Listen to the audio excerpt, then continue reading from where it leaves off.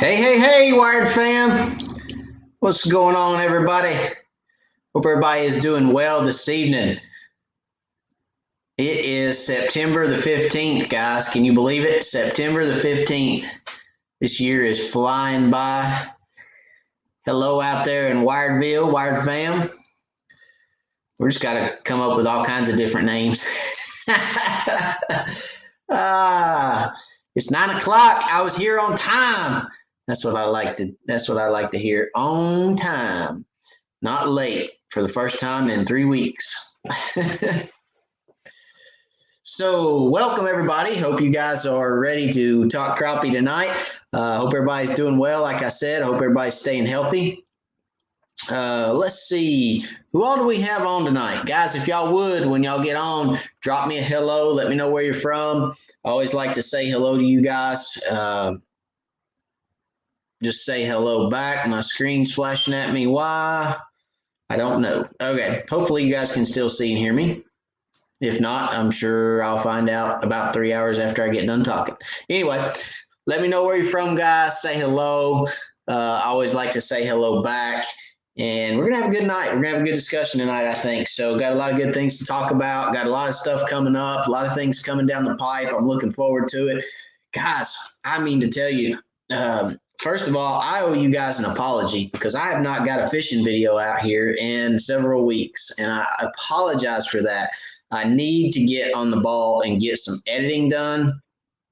I'm extremely behind on editing. I just can't find time right now, guys. I'll be honest with you, between everything that happened last week, the house, work, and just trying to catch up. I'm playing catch up, and I can't seem to see my tail from a hole in the wall. So I apologize, but I do have some videos. They are coming. I promise. I've got some fishing videos coming out. Yeah, it's. I'm not going to tell you when they'll come out. Hopefully this week, but I'm not going to say for sure because it's very hectic around my house right now. We're trying to pack. We're trying to get ready for the move because the house is almost done, and we've got the whole nesting thing going on for Little Wire that's going to be here in a month or so, on top of everything else that's going on in the world right now. So yeah, it's crazy. I apologize, but I will get some videos out for you guys, I promise. So I appreciate you guys for not yelling at me about it. I hadn't seen the comments yet, but hopefully nobody yells at me. And we got some good things to talk about. So East Tennessee Crappie Club is starting back this week, guys. We are going to have our first tournament of the season for the 2021-2022 season. That is coming up Saturday on Loudon, Fort Loudon. We're going to be launching out of the Ish Creek ramp. Some people call it Prager Flats, Ish Creek, Gallagher Creek, right there, that big ramp, public ramp. So we are looking forward to that. It is going to be a ball. I'm looking forward to fishing that lake. I'm looking forward to fishing Loudon. I consider that kind of one of my home lakes as it's kind of right here in my door. So hopefully we'll do well. I don't know. We'll see. There's a lot of good guys out there, a lot of good competition, and but we're going to give them a run. We're going to do the best that we can anyway. And we actually won the Loudon tournament last year, so hoping for a repeat. We'll see. I don't know. But we're going to give it the best run that we can. And we've spent quite a bit of time on the water trying to prepare. Got a little bit more preparing to do over the next couple of days, but we'll see. We'll see what happens. The lake's fishing good, guys. Loudon's fishing really well. If you're interested in coming to East Tennessee and fishing a lake that's just got a lot of good fish in it, a lot of solid fish, Fort Loudon is a great lake to choose, guys. There's a lot of good fish in Loudon, and you can have a really productive, really good day, catch a lot of fish. So looking forward to it. I think everybody will catch a lot of fish. If you ask me any questions about Loudon tonight and I'm a little bit conservative about it, it's because I'm fishing a tournament there Saturday morning. But very good lake, and I'm looking forward to it. Let's see, who all do we have on tonight? Larry Merrick, what's going on? Mr. Larry from Dayton.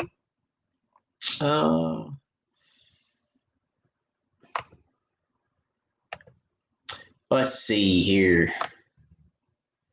Heidi from Idaho. What's going on, Heidi? Ashley Coffee. Hello, hello. Jimmy Pratt says, hello, Matt. It's crappie time in Tennessee. It is crappie time. It is coming, guys. The fall bite is coming. It's already starting to heat up. The water temperatures 3 weeks ago, 4 weeks ago were in the upper 80s, 86, 87. I think I even saw 89 a couple times. It was very, very hot. And water temps have gotten down into the lower 70s. So it went from the high 80s to the lower 70s, and that has really got the fish going. I mean, the fish are on it. If you can find crappie and get jig in front of them right now, they'll hit it. So a lot of fun. It's going to get better as the months go. I am a little bummed. Tellico in September, we fished that lake the last 2 years in September for East Tennessee Crappie Club, and it has been on fire in September. I mean, that lake fishes the best in September. You can catch a larger weight in September on Tellico than any other month of the year. So I'm a little bummed that we're not on Tellico, but that's okay. That's the luck of the draw. And Loudon will fish very similar, but man, Tellico's on fire right now too. I've actually got to fish Tellico, and it is absolutely on fire. Hundreds and hundreds and hundreds of good solid fish in brush right now. So it's a really good lake, and it's fishing really well. It always does this time of year. So anyway, that's kind of my report on those two lakes right now, and a lot of fish to be had, a lot of fish to be caught. This fall bite's going to get them really fired up. Let's see. Todd Pell, what's going on from Beaver Creek, Ohio? Jamie Nelson, what's going on, Jamie? Bo Young, hello, hello. Checking in from Louisiana. Paul Gwynn from Chattanooga, what's up? Nathan Wood from Wabash, hello, hello. Kenneth Pippins, what's going on, Kenneth? There's my lovely wife, guys. Hello, hello to my lovely wife. Johnny Coots, good evening from Ringgold, Georgia. What's going on, Johnny? Matt Wiley, hello, hello. Steven, yo, Steven, what's going on, man? Ronnie Harris from Carrollton, Georgia. What's going on, Ronnie? Phil Webb, hello, from Seymour, right up the road. Ron Hall from Mississippi. Crappie Kev, what's going on, Crappie Kev? Lori Isom, one of those maybe. If I said it wrong, people get Zenus wrong all the time, so I'm used to it. Hope you are too, but hope I said that right. Robert Love, what's going on? He says, hello all. Hi, Laura. How are you? Miss Heidi asks every week how Laura is. Laura's doing well. Little Wired is growing rapidly, and he is coming quickly, and there's no stopping him from coming. He's determined, just like his father. So he is coming soon, and we're trying to get ready. It's absolutely excruciating right now because we can't really get anything ready because we're getting ready to completely move our lives into our new house, and it's going to happen like several weeks. Well, not several, couple of weeks before he's supposed to be here. So I don't know. We're pushing the envelope here, and it's getting very nerve-wracking. It's extremely nerve-wracking. Trying to get the house done, trying to get his arrival prepared for, and keep everything else straight has been very nerve-wracking the last few weeks. So it is it's a good thing. So it's a busy year. We're gonna get it all done this year and then be clean, come out clean 2022. So Laura's doing well. Thank you, Heidi. I appreciate it. Thank you for asking. Curtis Hobbs, what's up? Mr. Lightwire Hooks, guys, is in the house. What's up, Mr. Curtis? He says, hey, Matt, good old Cochran, Georgia. Curtis, I hope you're doing well. Hope everything's going well for you. Hope you're staying busy making them hooks. Guys, if you haven't seen Mr. Lightwire Hooks, go to lightwirehooks.com. You can check out his hooks. He makes all kinds of really, really good hooks. So if you're looking for jig heads, you're looking for any kind of specific jig head, Mr. Curtis will hook you up. All right, let's see.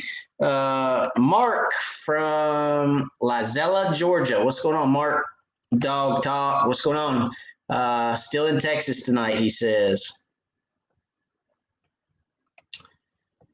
Larry Merrick, before you get on topic, is fishing a stake bed a different technique than an average brush pile, more like vertical jigging standing timber? No. Well, yes and no. I'm not going to say yes and no. You can fish them the same way. I fish stake beds the same way, Larry, as I fish brush piles. Okay.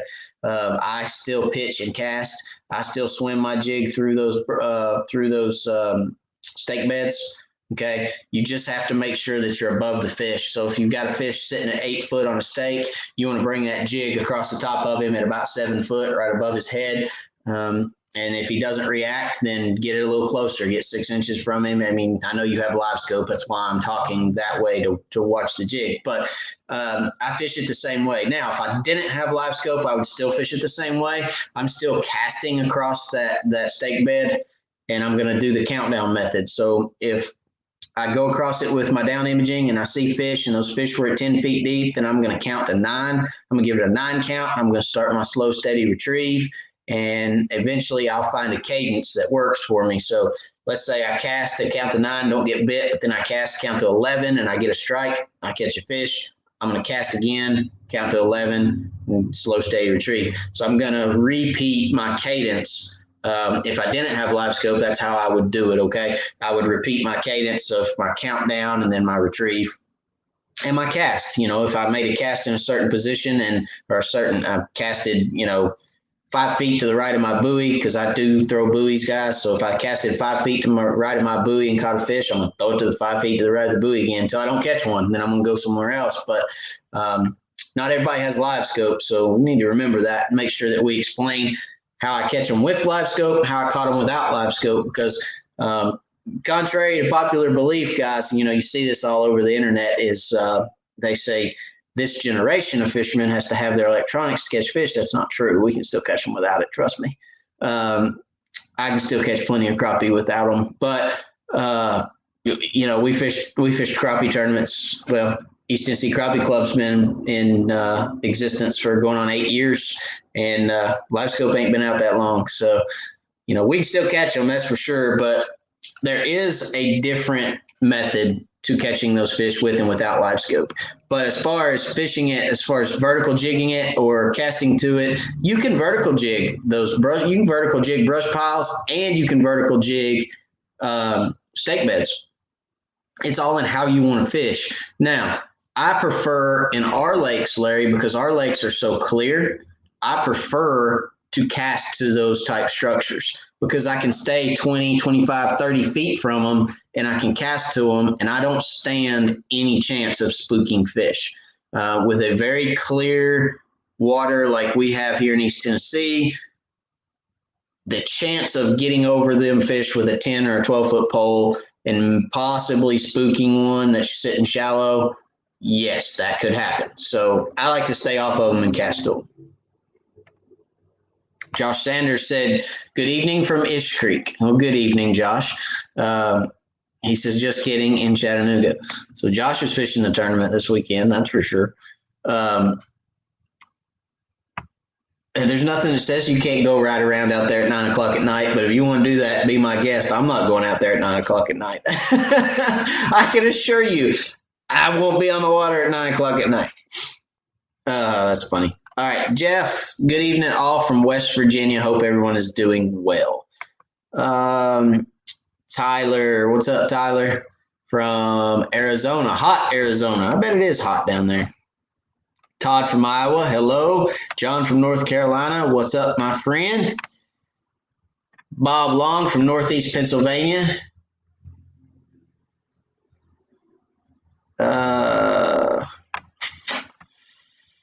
Larry, thank you very much.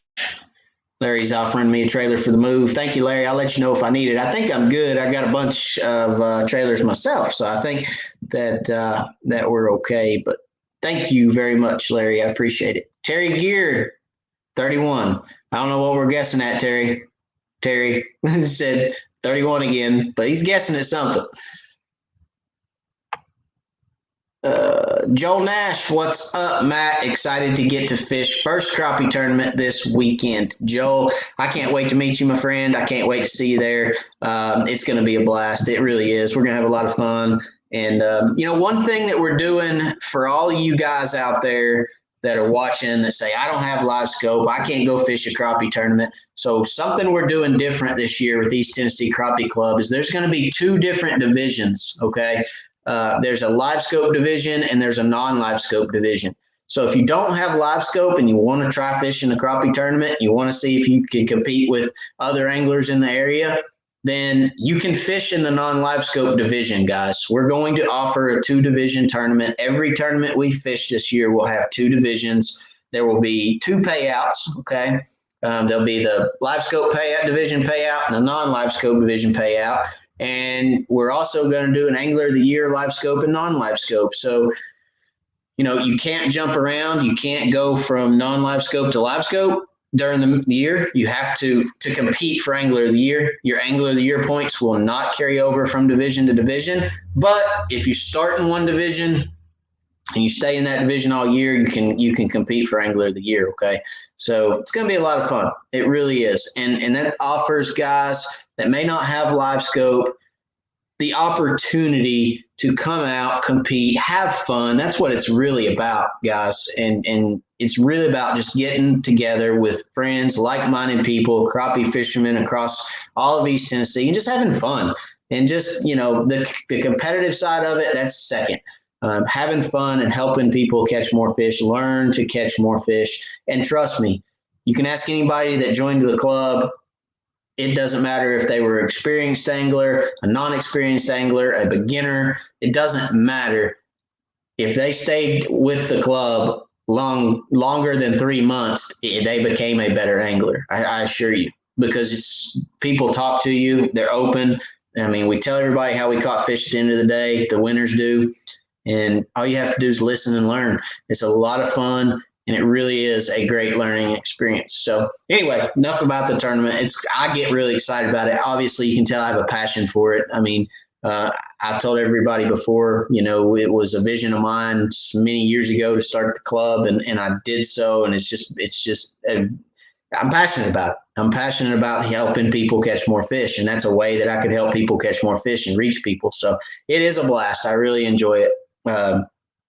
But moving on, if you're interested in fishing, all you have to do is show up, okay? If you're interested in fishing, East Tennessee, East TN Crappie Club on Facebook, and that's you can get all the info there. Message us if you have any questions, and then just show up. Just show up to a tournament. That's all you got to do. All right, so Joel, I'm looking forward to seeing you this weekend when I went on my rant. Crappie Kev says MCM Tackle sent me a picture of the jigs he tied for me. They look awesome. Can't wait to try them. That's great. You'll have to let us know how they do. Terry Gear, Joel Nash, a front runner, a legend around here. I'm looking forward to fishing with Joel. I got to be honest. I'm looking forward to fishing against Joel this weekend for sure. It is going to be a lot of fun. It is. So we'll see. I don't know. I've heard a lot of good things about Joel. So, hey, he's a legend. I mean, that's it right there. A legend around here. So, we got large boots to fill. So we'll see what we can do. I don't know. We're going to give it a go. Tom A, hello. Big O from Clarks Hill. How are you, sir? Hunter Mitchell says, Maryville checking in. A month or so ago, you were talking about showing a new slip bobber you found. I never caught the video showing it. Do you care to share which one it is? Actually, that's one of the videos that I just can't get my editing finished on. I don't want to give it away right now. Well, I guess I can. I guess I can. I can't really show you how it works, though. Let's just wait on the video to come out because I don't even think I have one in here. But I think I took them all to my boat. I think.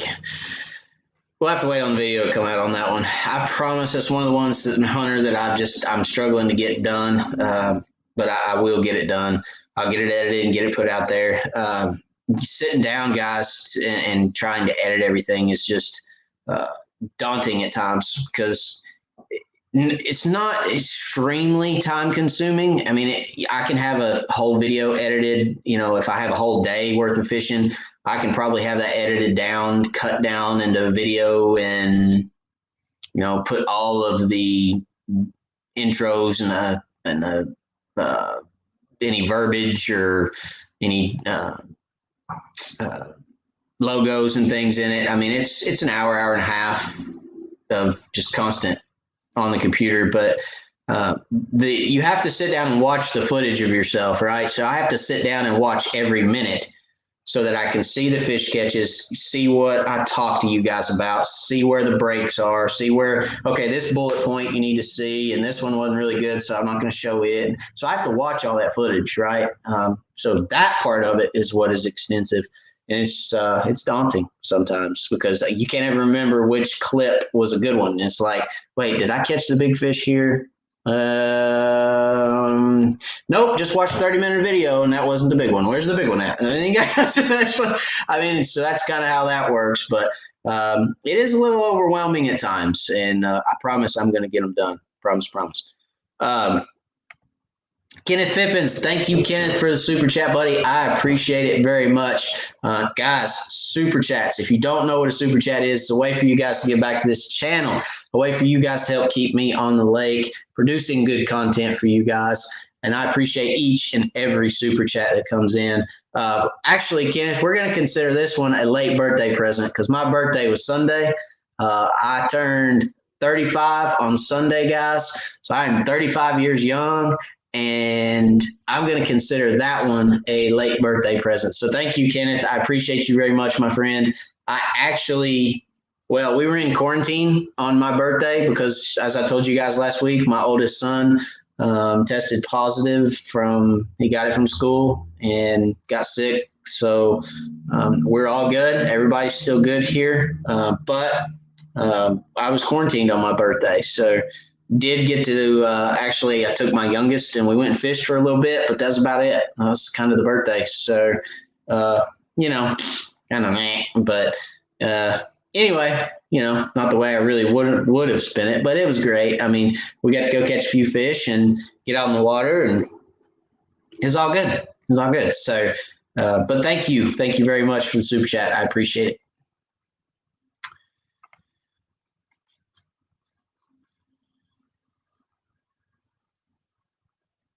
Let's see here. Oh, I lost my spot. I hadn't done that in a while. I just did. I'll find it. There it is. All right.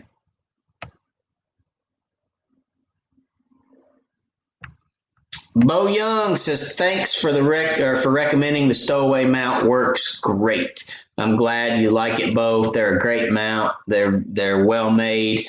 I hadn't had any issues out of mine. I love it. I love the ability to rotate that head. Guys, if you hadn't checked out Stowaway Mounts, speaking of which, where's my banner at with all our discount codes? Boom! Discount codes right down there for you guys to save some money, okay?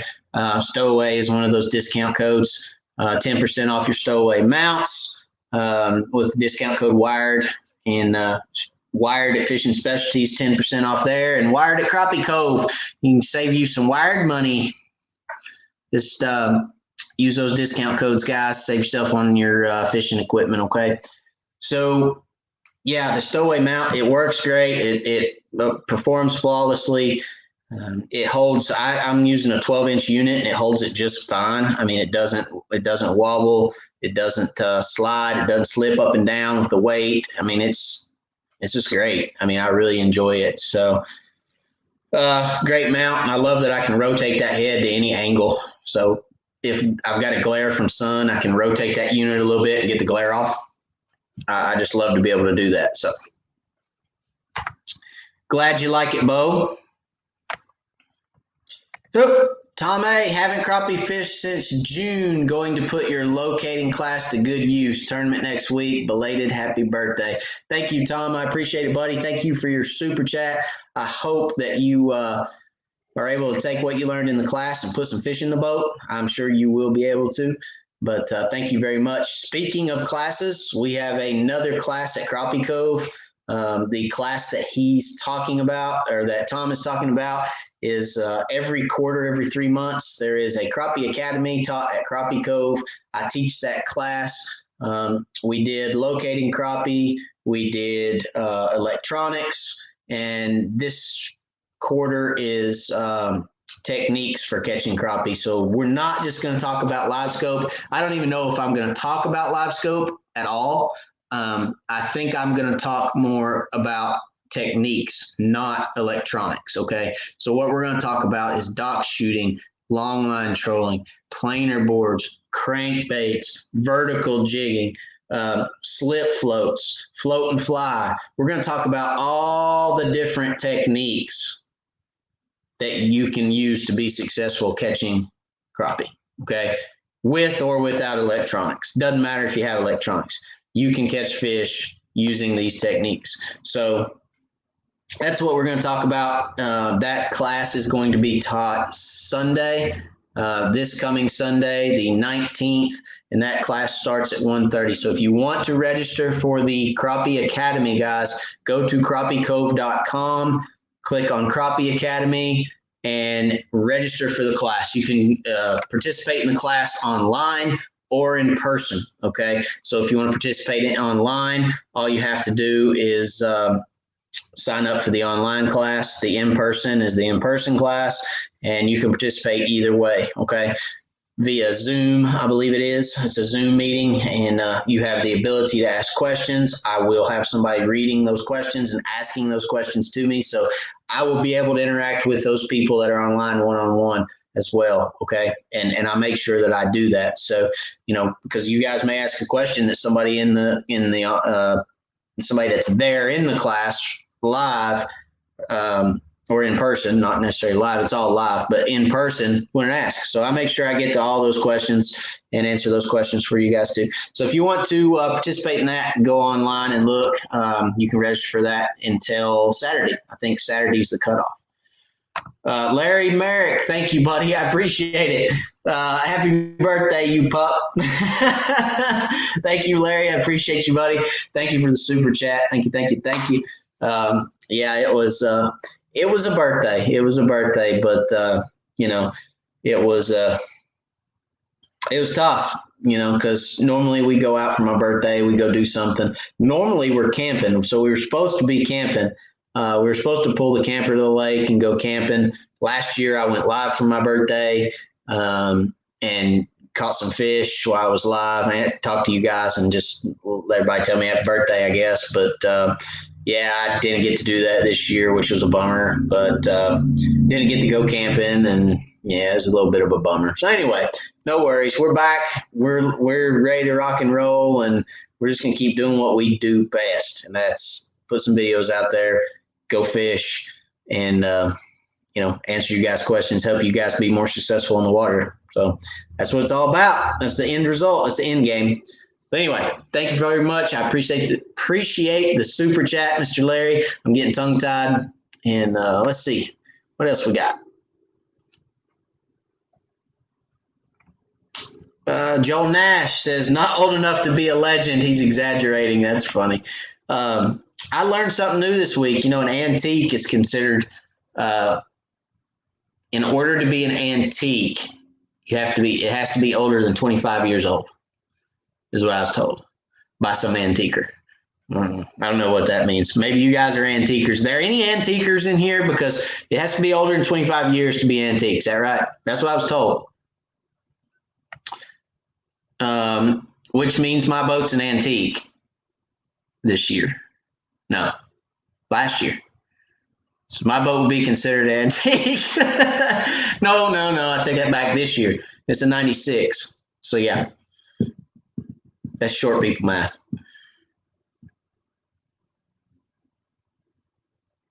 I'm not tall enough to count to 25, I don't guess, because I'm short. So count the inches. All right.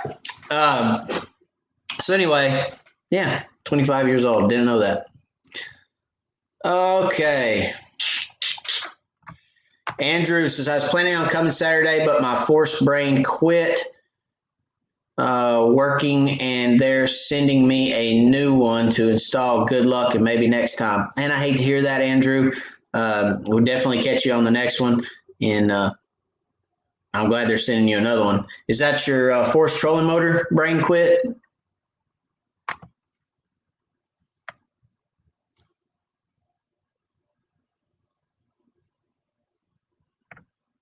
Joel said definitely an antique then. Yeah, I am too. Most of us are, I think.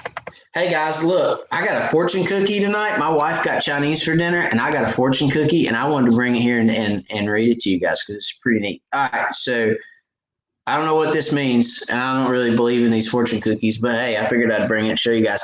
I got 2 fortunes on my fortune cookie.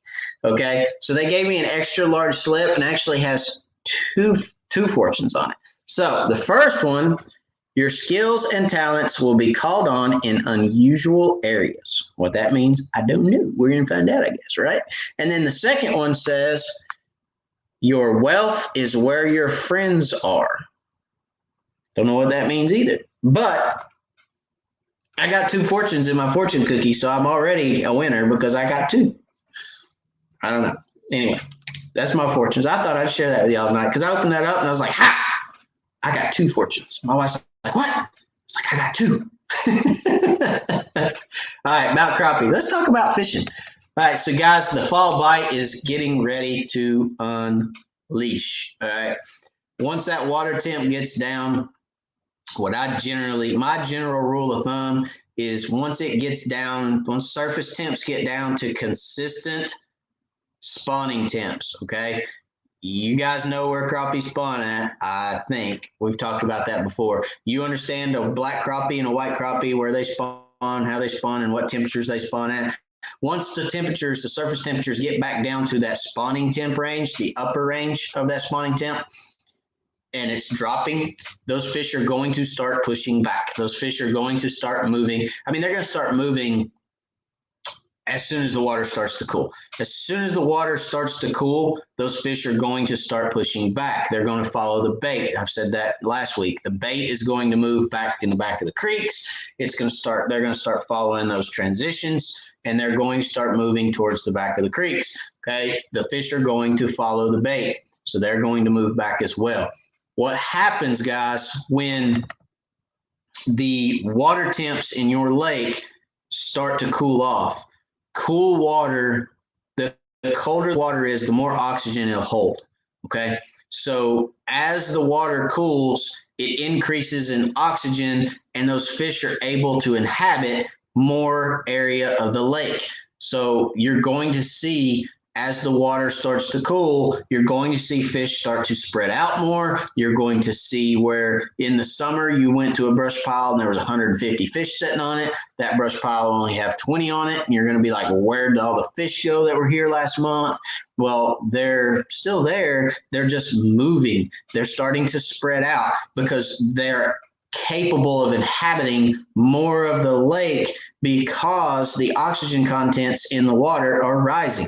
And I tell people all the time, that's why in the winter, okay, you got fish all over the lake, suspended everywhere. I mean, a live scoper's dream is a dead of winter when fish are just scattered out all over the lake. They're setting in, 50 feet of water, and they're setting in 4 feet of water, and they're setting in 14 feet of water, and they're setting in 22 feet of water. They're everywhere because the water has cooled and the oxygen content in the water is really high. They can go wherever they want to go and they can still survive. And they don't necessarily need shade. They don't necessarily need to find that shade, those shaded brush piles or those shaded docks or that shaded bridge or that shaded, because the water temps are a little bit cooler in the shade. They don't necessarily have to flock to those areas in the winter.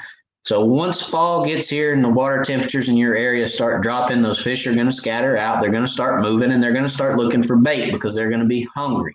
They're going to want to go eat. Okay, they're going to be starving Marvins, and they're going to want to go find something to snack on. All right, so follow the bait in the fall. If you find bait, you'll find fish. That's general rule of thumb. Now, During the spawn, that may not be so. During the middle of summer, in the later part of summer, when fish are stressed, they may not be on bait. They may be kind of lethargic, which if you fished in East Tennessee in the last 2 months, you know fish have been a little bit lethargic. But you're going to be able to find fish around bait in the fall. All right. The dead of winter, you're not going to be looking for bait. You're going to be looking for scattered suspended fish that are just hanging out, floating around, because in the dead of winter, their metabolism isn't moving as much. They're cold. They're lethargic. That cold water slows their metabolism down. They don't have to eat as much. It's just like everybody else. It's just like us. They're just like us. They have fins and gills. We don't, but they're just like us. Okay. When the temperature's right, you want to be outside. When it's hotter than crap, you want the air conditioner. When it's colder than a mug, you want the heat. They're kind of the same way. So, just think about it like that. I always try to kind of relate everything to my personal me, my personal me. But I always try to kind of relate it back to, the way I think, the way I live.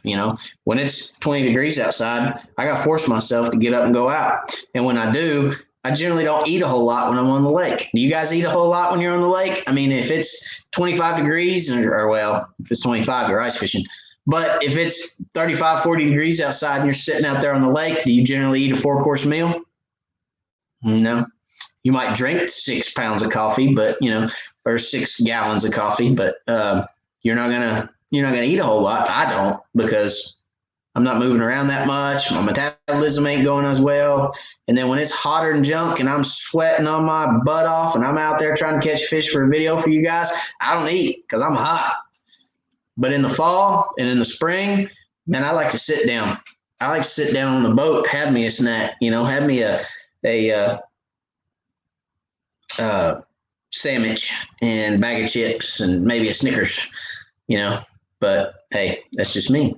Anyway, fish are the same way. So in the fall, those fish are going to be feeding heavy. You're going to want to look for bait. They'll literally hit anything you put in front of their face. Whether it be a minnow or a bonehead stump bug or a MCM tackle hair jig or a crappie magnet, or anything you put in front of those fish, they're going to hit it because they're feeding, they're active, the temps are right, and that's what they're ingrained to do. All right. Let's see, Stephen Webb, what's your favorite bonehead stump bug color for clear water? Awesome show. Thank you very much, Stephen. My favorite bonehead tackle stump bug color for clear water is probably going to be rather slick or moon dust. I do like slick and moon dust for ultra clear water. If it's a cloudy day, moon dust. If it's a sunny day, slick. And I'll tell you why. Because here is moon dust, okay? And you can see how much glitter. Well, let me take one out. All right. See all the glitter in that bait? There's a lot of glitter in that moon dust stump bug. All right. Got a lot of glitter to it. See all the glitter? Okay. If it's cloudy, I want that bait because it's got the shine, it's got that shimmer. It's going to pick up the little bit of light that's there. It's going to reflect it. But if it's a really, really bright sunny day, and I'm not necessarily trying to spook fish, then I will go with something like the slick. Okay. So that's just a black pepper flake. It's got a little bit of sheen to it. You can see that blue sheen that it's got to it. That's kind of that bait fish sheen, that shad sheen is what I call it. Okay. But it doesn't have a whole lot of metallic flake. All right. So those are my 2 clear water colors if I'm fishing ultra clear water.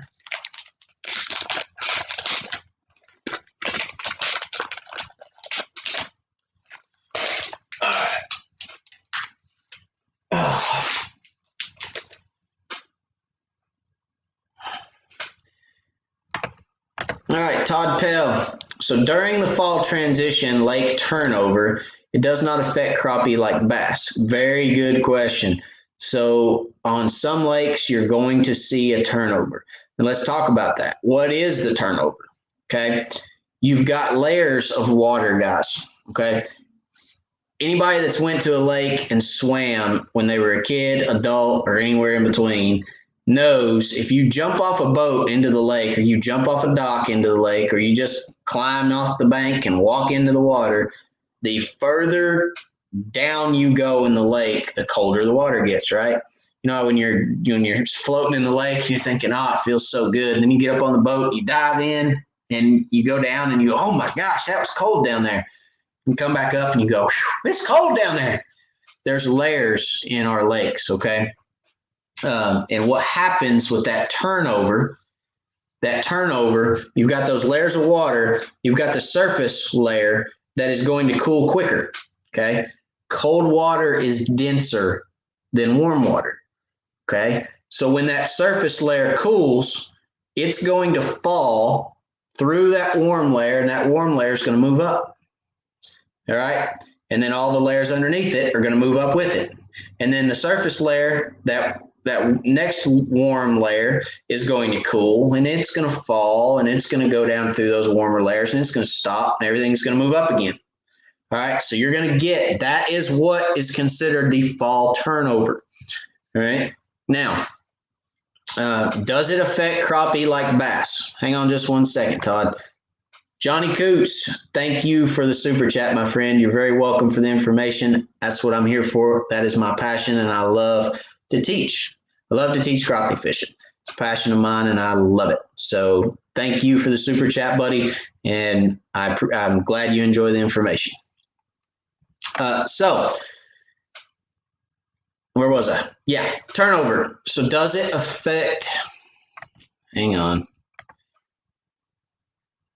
Does it affect crappie like it does bass? Yes, it can. However, hang on, I'm unfortunately having to take care of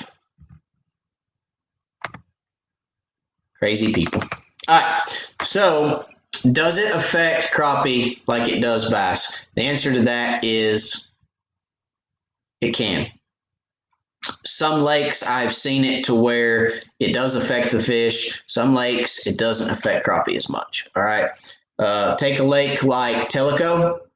There's a certain section of Tellico Lake, Todd, that with that fall turnover, that nasty unoxygenated guck that is underneath the thermocline, when it moves up, it's almost like a coffee color, and it just freaks fish out. I mean, absolutely just freaks them out. So it does affect the fish. I think I've seen it affect fish more so on lakes that set up a thermocline. If you've got a lake that sets up that hard thermocline, a lot of times when that layer of unoxygenated funk underneath the thermocline that raises up in the water column, it does cause a little bit of a problem for crappie. Okay. I know it does for bass, but it does for crappie to a certain extent. Okay. So anyway, if you have a lake that doesn't necessarily set up a thermocline, then what is going on?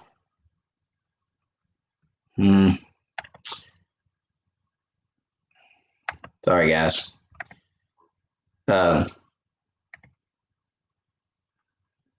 Okay.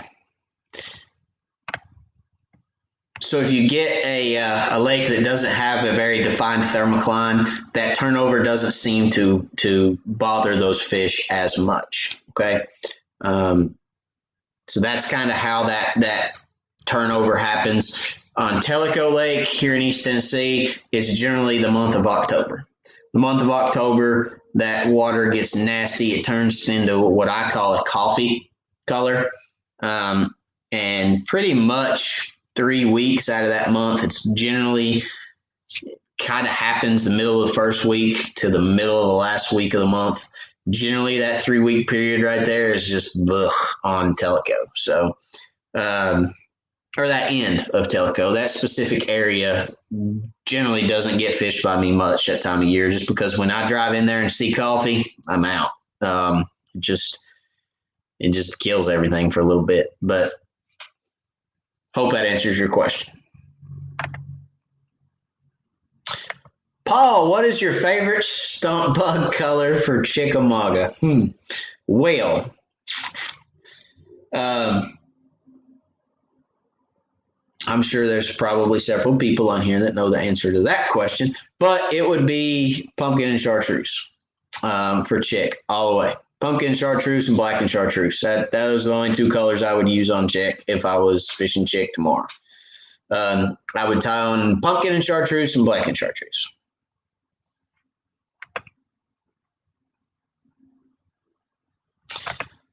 All right, Matt, how would you fish a power plant lake that has shut down permanently, thus no current or water flow? I've talked to anglers that say fishing is not as good since the plant shut down.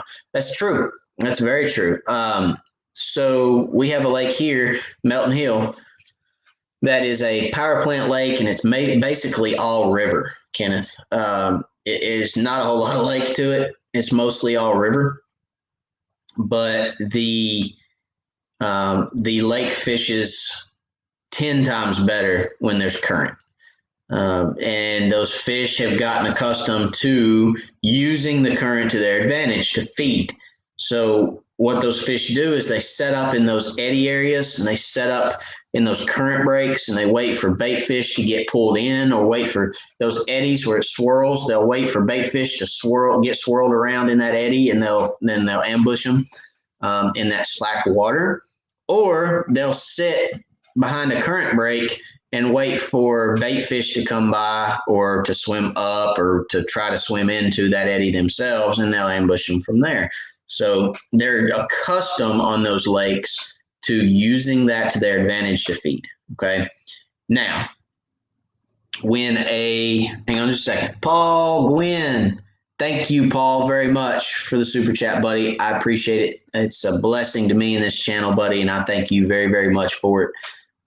If you have any questions, Paul, let me know. I'd be happy to answer them for you, buddy. But thank you for the super chat very much. So a power plant lake that is shut down, that's no longer operating and has no current flow.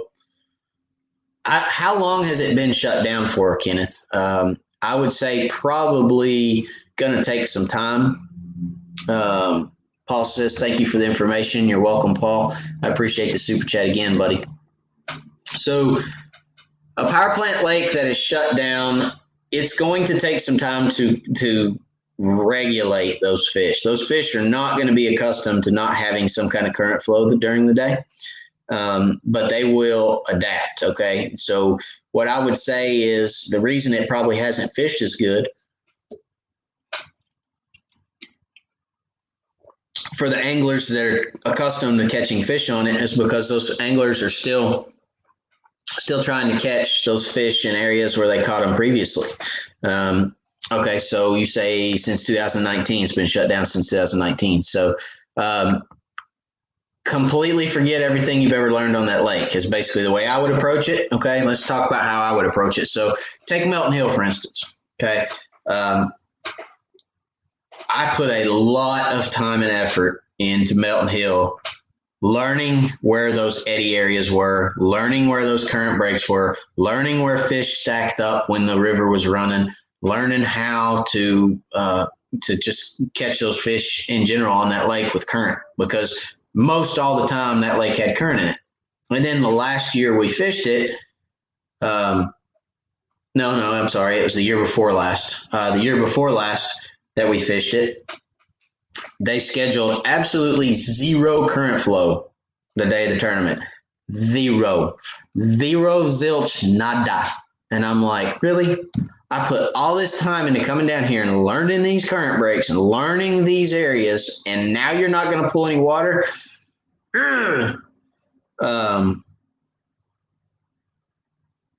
it was extremely frustrating. Okay. So what I had to do is I had to adapt. I had to adapt on the fly, and I had to think outside the box. Now, well, not necessarily outside the box. I just had to think for that lake, it was outside the box, but I had to go back to what I knew on the rest of the reservoirs in East Tennessee that generally didn't have that much current flow. And what I had to do was just say, okay, let's go find open water stuff. Let's go find structure out in the middle of the channel. Let's go find structure off points. Let's go find structure in creek channel bends, outside creek channel bends. Listen, when there's current, you're looking on the inside, the back side of those inside bends, because that's where the eddies are. That's where the current breaks are. Completely flip that 180. Go to the outside of your channel bends. Go out there on the deeper side of your channel bends. Look for that structure that's sitting out there that would have been in so much current you couldn't have fished it, but now those fish can access that structure because there is no current. Okay, so start looking in those different areas. Completely flip your thinking 180. Start looking in those areas that used to have current that no longer do. Okay, that would be what I would recommend and what I would do. Stephen Webb, thank you for the super chat, buddy. I appreciate it. Thank you for all your info, sir. You're very welcome, Stephen. I appreciate the super chat very, very much. David Smith says something. I think it cut that off on me. Do you have problems with Asian carp? Currently, no, we do not, David. So currently, we do not have any issues with Asian carp. Supposedly, there was an Asian carp found in Chickamauga. I guess they confirmed it. I don't know. Angler said it jumped in his boat when he put his trolling motor in the water. I don't know. You would think with the amount of anglers that are on Chickamauga, if there was Asian carp, they would have found another one by now. It was like 2 years ago or a year ago or something. You would think with as many big tournaments as happened on Chick, they would have probably found one by now. But maybe they don't. Maybe they just got in there and now they don't do well in that lake. I don't know. I mean, there's certain lakes that Asian carp thrive in, and there's certain lakes that they don't thrive in. I know that, but I don't know what the balance of that is. Like, I'm not an Asian carp specialist. I know a lot more about crappie than I do Asian carp, but I do know there's certain bodies of water they thrive in, certain bodies of water that they die in. So maybe that was one they die in. Let's hope it was. We do not at this moment have any issues with Asian carp. Knock on wood. So where are you from, David? Do you struggle with Asian carp where you're at?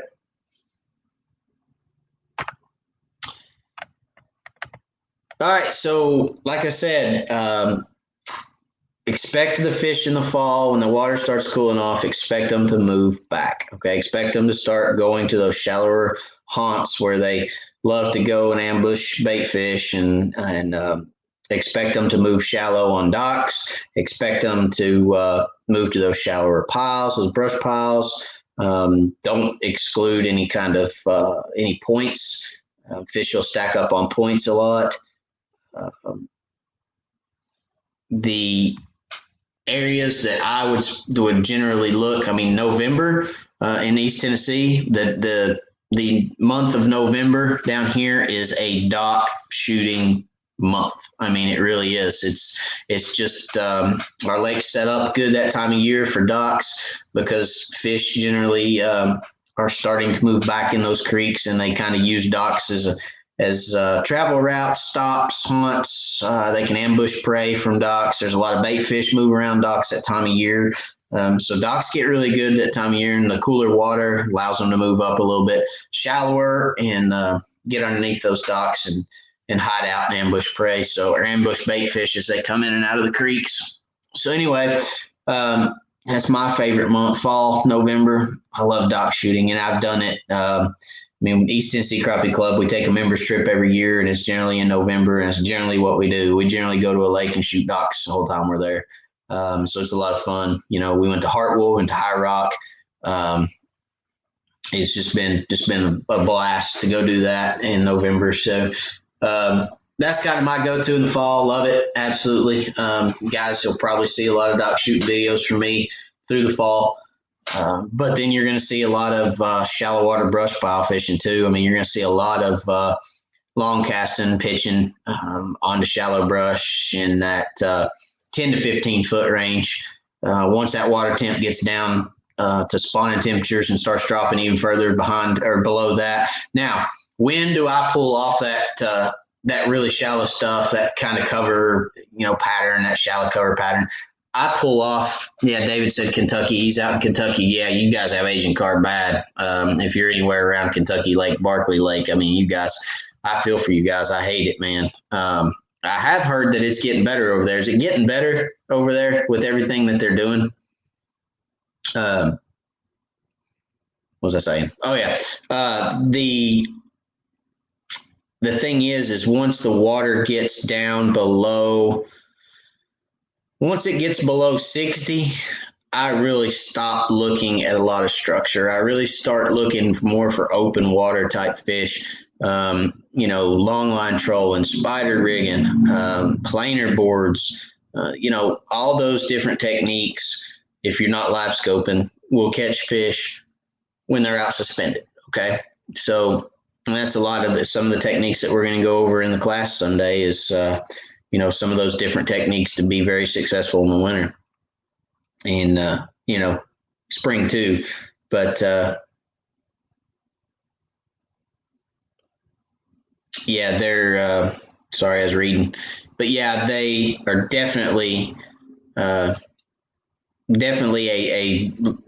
bottom for the temperature, the water temps on when those fish start suspending and start kind of setting up a winter pattern. Generally, that's at 60. So from about 74 to 60 is what I consider fall. And then if water temps get below 60, I consider that winter. Okay. I don't typically do it by our air temperatures. My 4 seasons is water temp. All right. I use water temp as my 4 seasons. Okay. So once it gets below 60, I consider that winter, and that's when my winter pattern kicks in. All right, David said it's getting better. That's good. I'm glad to hear it. I mean, I know they set up a lot of commercial fishing out there on Kentucky Lake for the Asian carp, and I know it's supposedly getting better. They're supposedly taking a lot of fish out of the lake, so hopefully you guys will get some fish back. I know some of the big tournament trails that come to Kentucky Lake and Barkley, they saw a downturn in weights, but I think they've seen a little bit of an upswing again with some of their events. So hopefully that'll continue. Ashley, what's up, man? He says, I'm considering either painting or vinyl wrapping my aluminum sea arc. You have any suggestions, recommendations either way?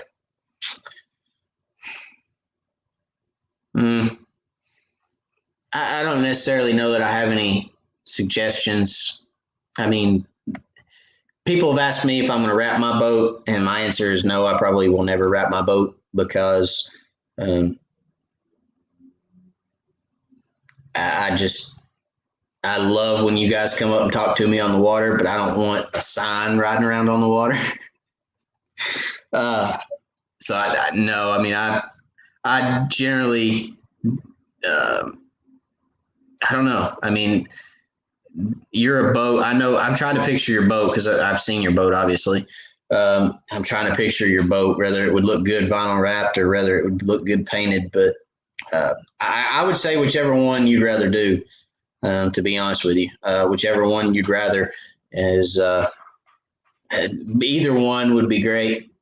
The vinyl itself is a little more expensive. I mean, that's another reason that I don't think I'll ever wrap my boat because it ain't cheap.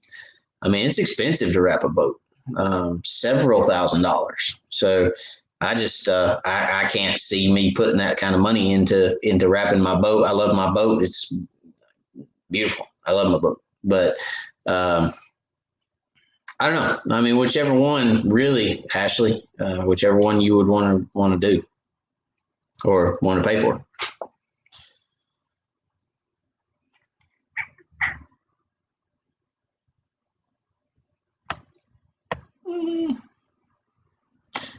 Bob Long, is the 6-foot dock shooter a medium action with a medium tip or medium action with a fast tip? It is a medium action with a fast tip, and it is fast. It is fast. Fasty, fast. I like it. It's and it rebounds very quickly. And what I mean by rebound, Bob, is when that tip comes up and boom, it doesn't sit there and go. It's so you get a little bit of wobble and it stops. It rebounds. That's what I mean by rebound. It rebounds back very, very quickly, which is something that I really like because I don't like to sit there and have that rod tip just. I want something that's going to get that jig out there and then stop jiggling. Okay, and it does that.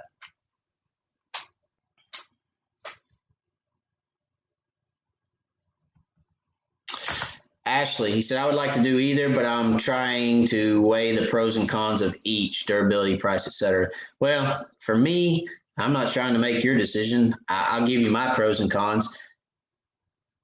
Pro of painting, if you scratch it, you just repaint an area. If you scratch vinyl, you can't just replace an area.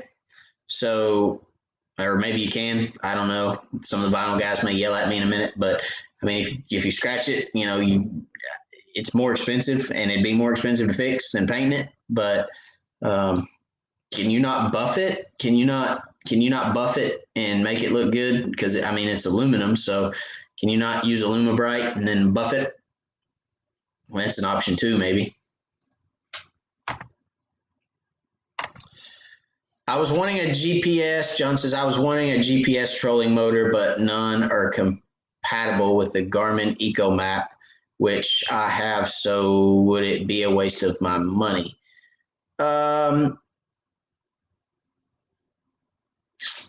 What are you wanting to do with it, John? Are you wanting to like follow contours, or what are you wanting to do? Give me a little more info on that, John. Asleep, what's up? He says, Ashley, coffee, the reason for a wrap, in my opinion, and the reason I do is simply to save my gel coat for when I sell it. I have had a wrap for 2 years and only seen sun for a month. Cost about $1,100. So there you go. There's kind of a cost on it, or what Chris paid for his. I don't know I know what the guy I went to was going to charge me, and it was like $2,200, which was twice of what Chris paid. But, I don't know. I'm sure whoever you decide to take it to is going to charge you something different, but, it will save gel coat. If you have a gel boat, it definitely will keep the sun off. But, for your aluminum rig, I don't know. I mean, I would almost Alumabrite it and buff it and see what it turns out like.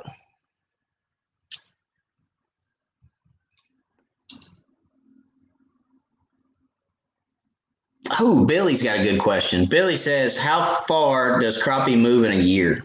Very good question. I don't know that anybody truly knows the answer to that, Billy. I'd love to say that everybody knows that answer, or somebody knows that answer, but I don't know that anybody truly knows that answer. I think every crappie is different. I think they're like deer. Some bucks, they have a core area that is a mile wide. They never leave it. They stay right there on one farm and don't ever leave. Talk to the neighbors and they've never seen him before. And then you get some that they saw 3 counties over.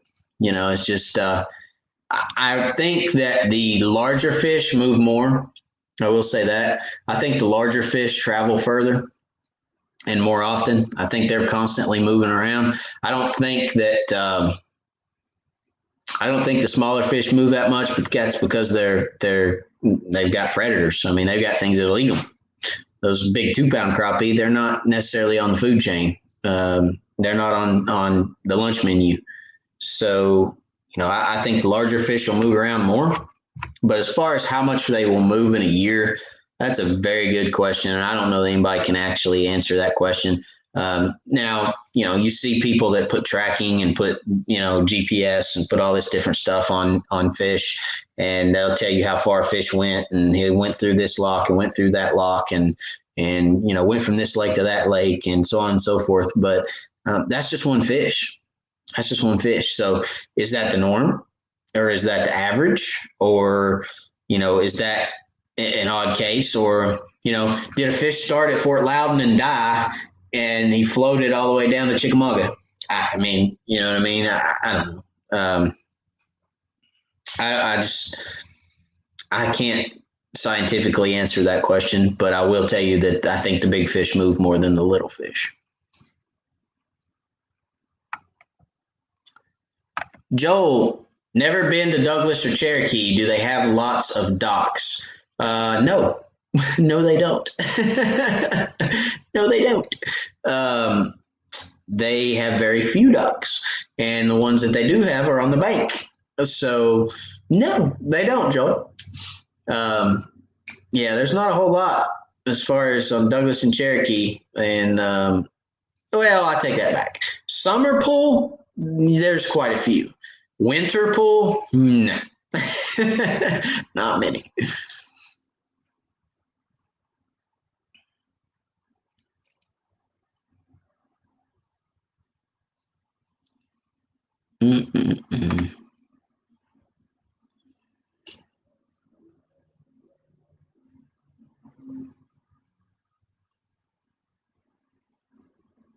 Let's see.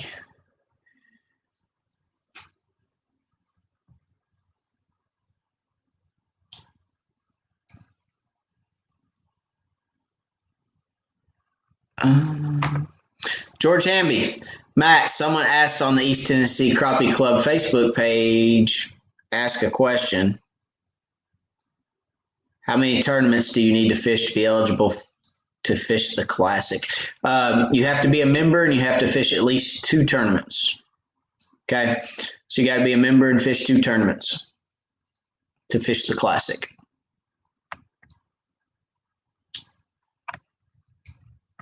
John McMillan says, yes, spot lock and follow contours, go to waypoints. I'm trying to learn all of this all while using memory or using money wisely, if that's possible. Yeah, that's kind of hard in today's society. In today's fishing world, it's kind of hard if you're looking for electronics and trolling motors and all that. It's tough. I mean, they're making them more and more high tech, more and more expensive every day. It's just like, golly. Do they still make just a regular old 45-pound thrust, Minn Kota trolling motor, foot control, cable steer? I mean, do they even make that anymore? I don't know. I'm assuming they do.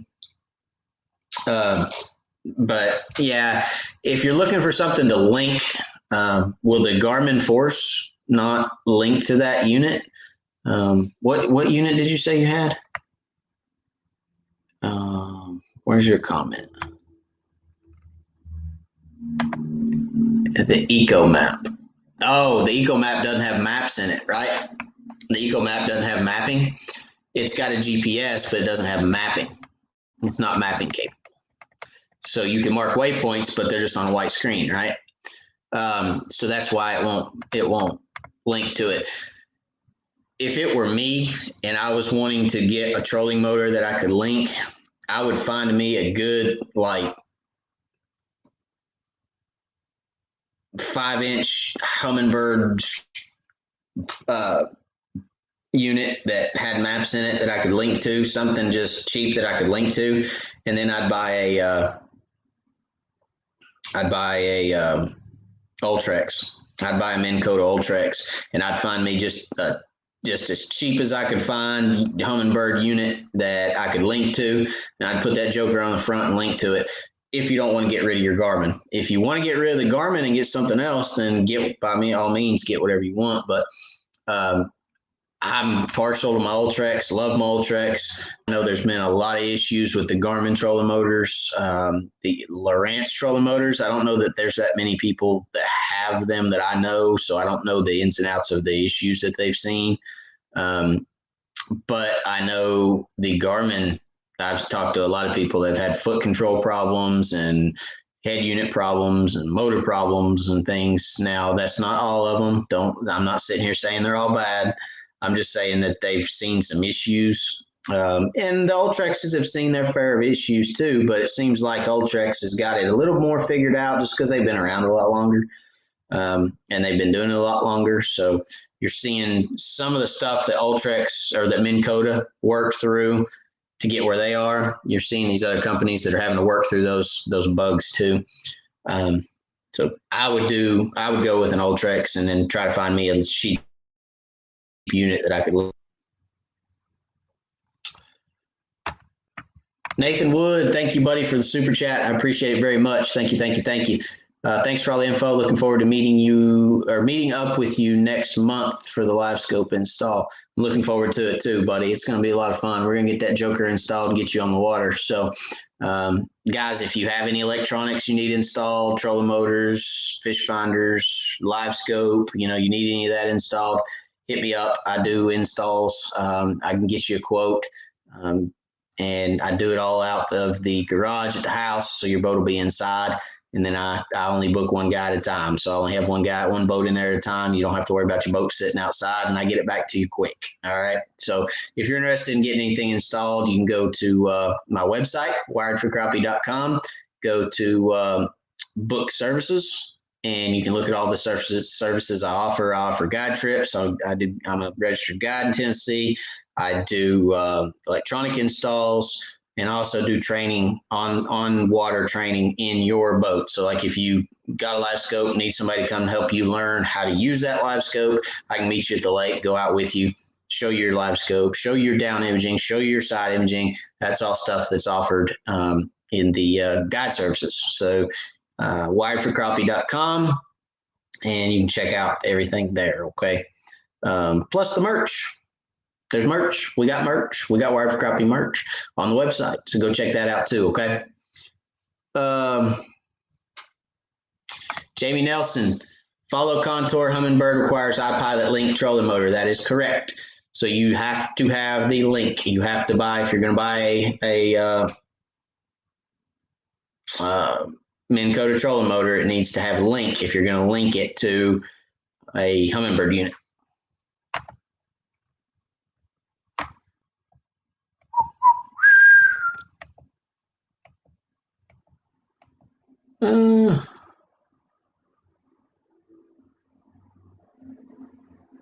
Let's see. I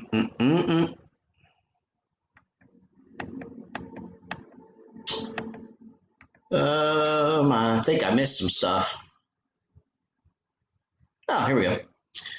Do you like the ACC 5.6 one-piece shooter or the ACC 6-foot two-piece shooter? I like the two-piece. I like the 6-foot. The reason why is because I feel like I get a better shot. I can shoot farther with the 6-foot than I can the 5.6. So I like the 6-foot, the two-piece versus one-piece deal. Don't let anybody tell you it makes a difference. It does not. I've had two-piece 6-foot dock shooters since I've been with ACC, and I hadn't broke one shooting docks yet. And I shoot docks a lot. Just about every time I'm on the lake, I'll shoot a dock. So, yeah, the two-piece does not bother me at all, and I like a 6-footer.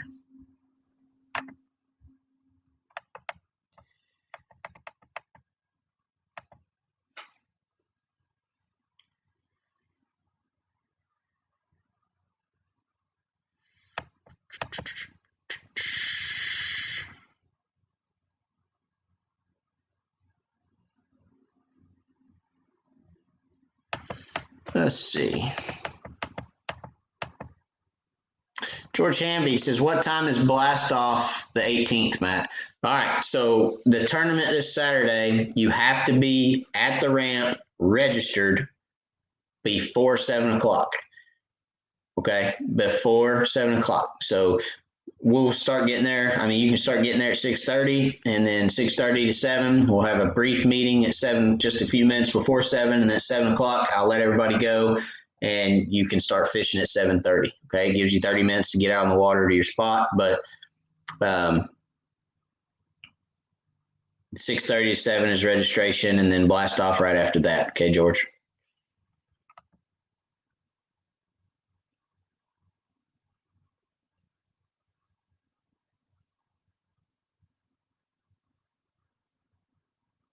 Let's see.